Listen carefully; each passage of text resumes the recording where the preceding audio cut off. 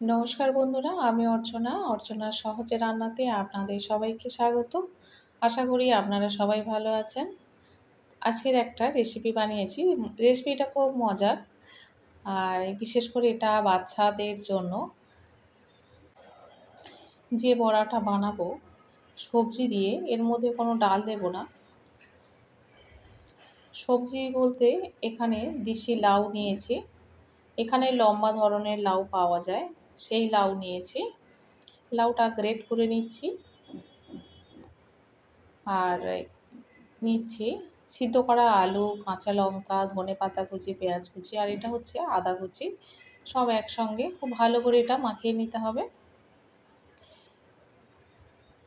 আমার বাচ্চার একটা সমস্যা আছে, বড়া খেতে ভীষণ ভালোবাসে, কিন্তু ও যদি ডাল দিয়ে বড়া করি একটু শক্ত শক্ত হয়ে গেলে ও তখন আর খাবে না। বিশেষ করে এটা ওর জন্য বানাচ্ছি। আর মাঝে মাঝে আমি সবজির সঙ্গে যখন একটু বেসন দিয়ে বড়া করি, সেটাও ওর পছন্দ নয়। তাই আমি ঠিক করেছি আজকের অন্য রকমভাবে একটা বড়া বানিয়ে দেব।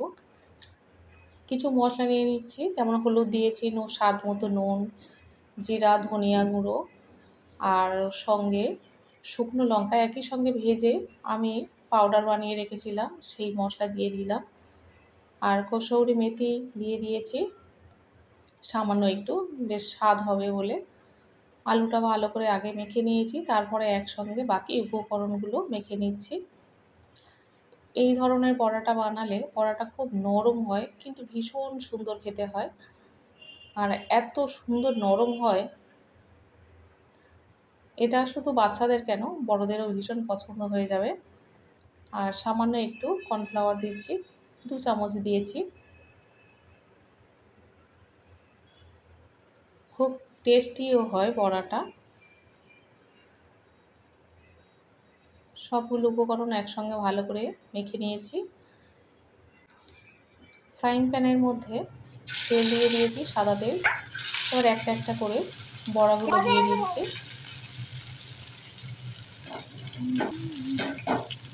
এটা কিন্তু খুব সাবধানে উল্টাতে হবে, এত নরম, উল্টানো খুব মুশকিল। তবে এই বড়াটা মুচমুচে হবে না আর শক্তও হবে না, খুব নরম হবে। খুব সাবধানে এটাকে তুলতে হবে।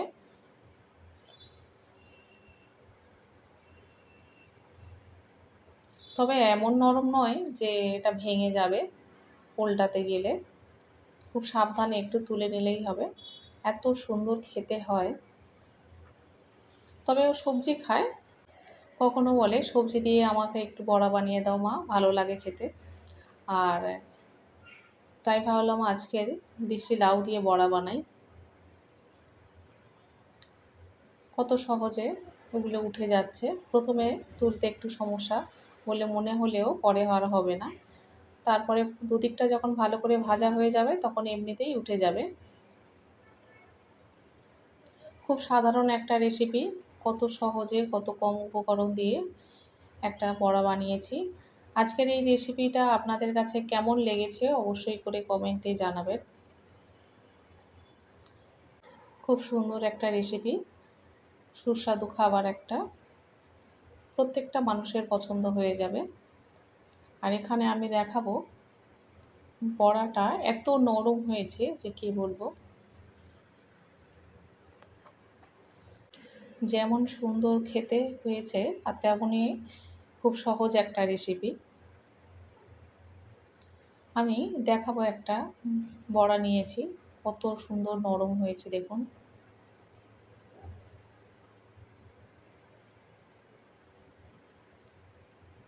দারুণ স্বাদের একটা বড়ার রেসিপি।